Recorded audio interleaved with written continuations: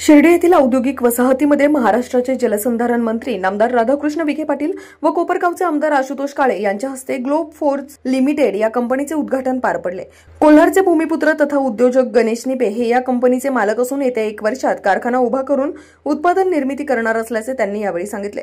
या कंपनीमध्ये युद्धात वापरल्या जाणाऱ्या तोफेची सेलची निर्मितीचा कारखाना येथे होणार आहे। देशात या सेलचे उत्पादन करणारी ही दुसरी कंपनी आहे। या कार्यक्रमात शिर्डी परिसरातील शिर्डीचे प्रथम नगराध्यक्ष कैलास बापू कोते, माजी उपनगराध्यक्ष अभय शेळके, सावळी विहीरचे सरपंच ओमेश जपे, माजी सरपंच बाळासाहेब जपे, सावळ विहीर खुर्दचे सरपंच अर्चना क्षीरसागर, अशोकराव जमधडे, महेश जमधडे, शिंगवे येथील माजी सरपंच भाऊसाहेब जाधव, उपसरपंच नानासाहेब कळवाघे, निघोजचे माजी सरपंच राजेंद्र मते आदी ग्रामस्थ मोठ्या संख्येने उपस्थित होते।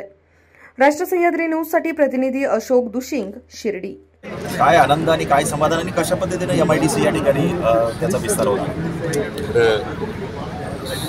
श्रद्धा आणि सबुरीचा संदेश देणारे साईबाबांच्या पावनभूमीमध्ये हा प्रकल्प सुरू होतो, त्याचा एक आनंद आहे। आणि बऱ्याच वर्षाची जी आपली कमिटमेंट होती ती कमिटमेंट आज पूर्ण होताना दिसते। आणि विशेष करून आपले विश्वनेता आदरणीय प्रधानमंत्री नरेंद्र मोदी साहेबांची आत्मनिर्भर भारताची त्यांनी जी केलेली घोषणा होती त्यावर आधारित त्यातून स्फूर्ती घेऊन आपला हा प्रकल्प आज आपल्याच भागाचे भूमिपुत्र आणि गणेशराव निबे या ठिकाणी सुरू करतात, याचा एक वेगळा आनंद निश्चितपणे आम्हाला। आणखी कंपनी कोणत्या कंपन्या येतील आणि किती जणांना रोजगार या ठिकाणी उपलब्ध होईल असं आता साधारण 500 एकर जमीन आपण दिली MIDCला, तेवढी जमीन शिल्लक होती।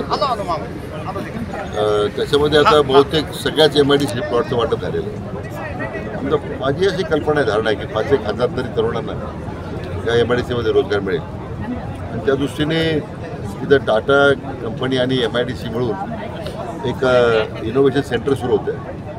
यामध्ये 250 कोटी रुपये खर्च करून लागणाऱ्या मनुष्यबळाकरता प्रोजेक्शन जे लागेल तर त्या सेंटरमध्ये सुरू होईल। या सगळ्या कंपनीची आमची चर्चा सुरू आहे की ज्या प्रकारचं मनुष्यबळ लागणार आहे त्याची अगोदरच माहिती घेऊन मग आपल्या संस्थेमध्ये ITIमध्ये पॉलिटेक्निकमध्ये अशा प्रकारचं प्रोजेक्शन आपल्या मुलाला देता येईल, ज्यामुळे स्थानिक भूमिपुत्रांना नोकरी मिळाली पाहिजे, दिली पाहिजे अशी जी आपली भूमिका आहे ती निश्चितपणे आपल्याला पूर्ण करता येईल। अडचणीचा खरं काही संबंध नाही, ते आता आंतरराष्ट्रीय तीर्थक्षेत्र आहे, त्यामुळे स्वाभाविकपणे वर्षाकाठी 2 कोटी 3 म्हणजे कोविड अगोदर तर 3 कोटी लोक यायचे, भाविक यायचे।